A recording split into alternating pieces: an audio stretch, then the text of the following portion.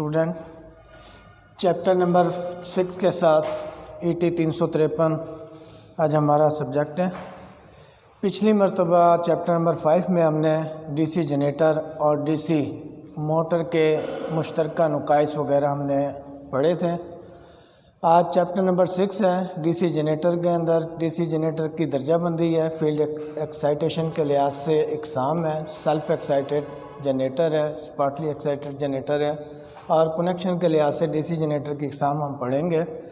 تو سب سے پہلے تعارف کے اندر جو پچھلی مرتبہ بھی میں نے پڑھایا تھا آپ لوگوں کو، DC جنریٹر کی تعریف یا DC موٹر کی تعریف، تو یہاں پر چیپٹر نمبر 6 کے اندر جو DC جنریٹر ہے اس کا تعریف ہے ایسی مشین جو مکینیکل توانائی کو الیکٹریکل توانائی میں تبدیل کرتی ہو تو DC جنریٹر کہلاتا ہے، یا پھر کتاب کے مطابق آپ پڑھ سکتے ہیں ایسی مشین جو مکینیکل توانائی کو DC برقی توانائی میں تبدیل کرتی ہو تو DC جنریٹر کہلاتا ہے۔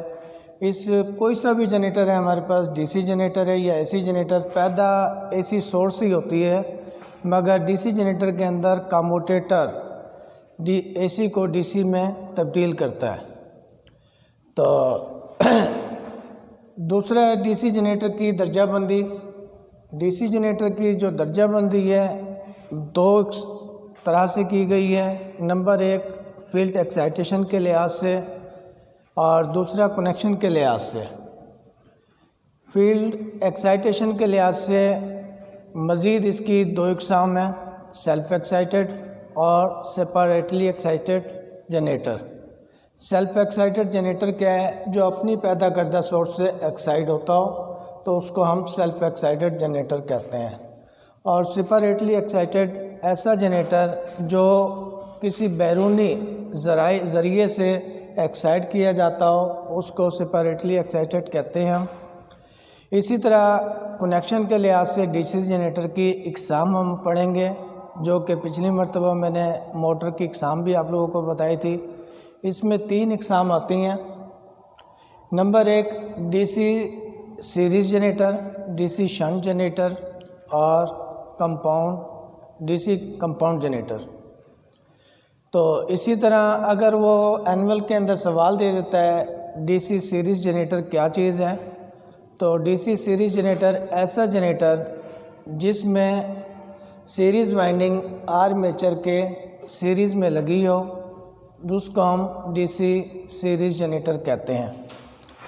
اور اگر وہ کہتا ہے DC شنٹ جنریٹر کی تعریف کر دیں تو ایسا جنریٹر جس میں شنٹ وائنڈنگ آرمیچر کے متوازی میں لگی ہو اس کو ہم DC شنٹ جنریٹر کہتے ہیں۔ اور اگر وہ کہتا ہے کمپاؤنڈ جنریٹر کی تعریف کر دیں تو ایسا جنریٹر جس میں فیلڈ وائنڈنگ آرمیچر کے متوازی میں اور سیریز وائنڈنگ آرمیچر اور فیلڈ وائنڈنگ کے سیریز میں لگی ہو اس کو ہم کمپاؤنڈ جنریٹر کہتے ہیں۔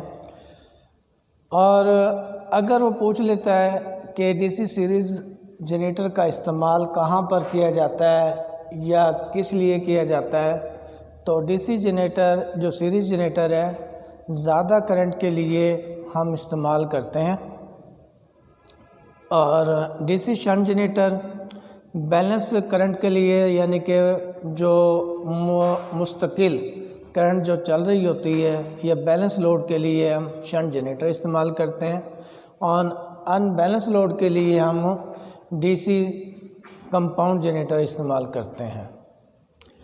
تو اس کی جو اگلی یعنی کہ اقسام ہے اس کے اندر فلکس کے لحاظ سے DC جنریٹر کی اقسام ہے، تو وہ ہم پڑھیں گے۔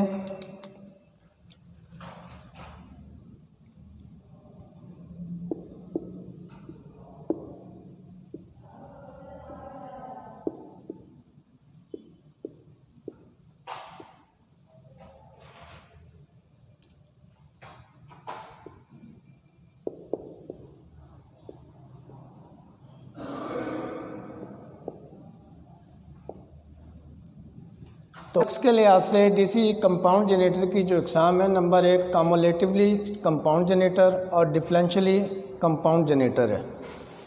اسی طرح اگلا جو ہمارا ٹاپک ہے وہ ڈی سی شنٹ جنریٹر کی تعمیری عمل کے فیل ہونے کی وجوہات ہے۔ تو ڈی سی جنریٹر کے اندر جو فیل ہونے کی وجوہات آپ کی کتاب کے مطابق اس نے 6 وجوہات بتائی ہیں۔ نمبر 1 وہ یہ کہتا ہے ریزوڈیول میگنیٹ یعنی کہ مقناطیسی قوت ہے۔ بچی کچی مقناطیسی قوت اگر نہ ہو تو اس صورت میں بھی یہ ہمارا D C generator output نہیں دیتا، اور کریٹیکل ریزسٹنس اگر نہ ہو تو اس کی وجہ سے یا زیادہ ہو جائے تو اس کی وجہ سے بھی یہ ہمارا D C generator output نہیں دے گا، یعنی کہ وولٹیج پیدا نہیں کرے گا۔ اگر مقررہ سپیڈ سے کم ہوگی اس کی سپیڈ تو پھر بھی ڈی سی جنریٹر تعمیری عمل چھوڑ دے گا۔ تو اس کے اندر وہ یہ کہتا ہے ڈی سی جنریٹر کو چلایا جاتا ہے تو جنریٹر کا آرمیچر بقیہ مقناطیسی قوت کو قطع کرتا ہے، اس طرح کچھ وولٹیج پیدا ہوتے ہیں۔ یہ وولٹیج بہت ہی کم کرنٹ مہیا کرتے ہیں جس کو فیلڈ وائنڈنگ میں سے گزر کر ٹرمینل وولٹیج کو بڑھایا جاتا ہے۔ اس عمل کو جنریٹر کا تعمیری عمل کہا جاتا ہے۔ اور پہلی وجوہات جو اس نے بتائی ہے ریزوڈیول مقناطیسی قوت ہے۔ جنریٹر کے تعمیری عمل کے لیے تھوڑے بہت وہ پریشر کی ضرورت ہوتی ہے جو کہ چند 1 وولٹ ہوتے ہیں، اور یہ وولٹیج بقیہ مقناطیسی قوت سے حاصل ہوتے ہیں۔ اگر یہ تھوڑے بہت وولٹیج نہ ہو تو جنریٹر ٹرمینل وولٹیج پیدا نہیں کرتا۔ عام طور پر 110 یا 220 وولٹ پیدا کرنے والے جنریٹر کے لیے 4 سے 10 وولٹ درکار ہوتے ہیں کا پریشر درکار ہوتا ہے، لیکن وولٹیج کسی وجہ سے زائل ہو جائیں یعنی کہ ختم ہو جائیں تو پھر کسی دوسرے ذریعے سے جنریٹر کی فیلڈوں کو ڈی سی سپلائی دی جاتی ہے۔ یہ جو ایکسائٹیشن کا عمل ہے یا تو ہم بیٹری سے کرتے ہیں، ٹھیک ہے، یا پھر ہم ڈی سی جنریٹر کے ساتھ اس کو ایکسائٹیشن کرتے ہیں اور اس کے اندر کچھ مقناطیسی قوت باقی رہ جاتی ہے، اور اس کی وجہ سے یہ ہماری ریزیڈول میگنیٹ یعنی کہ مقناطیسی قوت بقایا رہتی ہے، یعنی کہ یہ 4 یا 4 سے زیادہ وولٹیج پر مشتمل ہوتے ہیں۔ کریٹیکل ریزسٹنس جنریٹر کے تعمیری عمل کے فیل ہونے کی دوسری وجہ کریٹیکل ریزسٹنس ہے۔ یہ اس ریزسٹنس کو کہتے ہیں جس میں فیلڈ سرکٹ کی کم از کم ریزسٹنس پر جنریٹر وولٹیج پیدا کرنا شروع کر دیتا ہے، اور اگر اس ریزسٹنس سے ریزسٹنس زیادہ ہو جائے تو جنریٹر وولٹیج پیدا نہیں کرتا۔ اس لیے جب فیلڈ ریگولیٹر کو کم ریزسٹنس کی طرف لایا جاتا ہے تو ایک خاص نقطہ پر یا حد پر شنٹ فیلڈ میں کرنٹ بہنا شروع کر دی جاتی ہے۔ تیسرے نمبر پر مقررہ سپیڈ ہے۔ جنریٹر کے تعمیری عمل کے فیل ہونے کی تیسری وجہ جنریٹر کی اپنی مقررہ رفتار ہے، یعنی جنریٹر کی اپنی جتنی رفتار ہوگی اس کو اتنے RPM کے مطابق چلانا پڑے گا۔ اگر اس رفتار سے کم رفتار پر جنریٹر چلایا جائے تو اس کے وولٹیج اور کرنٹ اتنا کم ہوں گے کہ جنریٹر کا تعمیری عمل نہیں ہوگا۔ جنریٹر پورے وولٹیج مہیا نہیں کرے گا، اس لیے جنریٹر کی رفتار جتنی ہو اس کے مطابق چلانا چاہیے۔ نمبر 4 درست سمت پر چلانا، یعنی کہ کلاک وائز میں ہم اس کو چلاتے ہیں۔ تو جنریٹر کے تعمیری عمل کے فیل ہونے کی چوتھی وجہ جنریٹر کی صحیح سمت میں نہ چلانا ہے۔ جنریٹر گھڑی وار یعنی کہ کلاک وائز گھمانے سے وولٹیج پیدا نہیں کرتا، تو جنریٹر کو غیر یعنی کہ اینٹی کلاک گھمایا جائے، جس سے جنریٹر کا تعمیری عمل شروع ہو جائے گا اور جنریٹر وولٹیج پیدا کرنا شروع کر دے گا۔ نمبر 5 پر کاموٹیٹر کے ساتھ کاربن بشز کا رابطہ نہ ہونا، تو یہ بھی جنریٹر کے تعمیری عمل کے فیل ہونے کی 5ویں وجہ ہے۔ کاموٹیٹر کے ساتھ کاربن بشز کا کمزور رابطہ، بعض اوقات کاموٹیٹر کی صحیح یا گندگی یا آلودگی ہونے کی وجہ سے کاربن بشز کا رابطہ قائم نہیں ہوتا۔ ایسی صورت میں کاموٹیٹر کی سطح کو چیک کر کے اچھی طرح صاف کر دینا چاہیے۔ کاربن بشز پر دباؤ بڑھا دیا جائے اور اس کاموٹیٹر کے ساتھ رابطہ مضبوط ہو جاتا ہے اور تعمیری عمل شروع ہو جائے گا۔ نمبر 6، فیلڈ سرکٹ میں نقص۔ جنریٹر کے تعمیری عمل کے فیل ہونے کی چھٹی وجہ فیلڈ سرکٹ کا اوپن ہونا یا ڈھیلا ہونا یا ٹوٹ جانا۔ یہ جنریٹر کے فیلڈ سرکٹ میں نقص پایا جاتا ہے۔ اگر فیلڈ سرکٹ کی ریوسٹیٹ کی کنٹینیوٹی چیک کر کے تمام کنیکشنز کو ٹائٹ کر دیا جائے تو تعمیری عمل شروع ہو جائے گا۔ اس کے بعد جنریٹر کے اندر آرمیچر ری ایکشن کا عمل ہم پڑھیں گے۔ کسی برقی مشین کے مین پولوں کے فلکس پر آرمیچر فلکس کے رد عمل کو آرمیچر ری ایکشن کہتے ہیں۔ دوسرے الفاظ میں آرمیچر ری ایکشن کی تعریف کسی جنریٹر میں پولوں کے تحت پیدا ہونے والے فلکس کی یکساں تقسیم پر آرمیچر کرنٹ کے ذریعے پیدا ہونے والے فلکس مقناطیسی فیلڈ کا اثر انداز ہونا آرمیچر ری ایکشن کہلاتا ہے۔ تو یہ آج ہم نے آرمیچر کی ری ایکشن کے بارے میں پڑھا ہے۔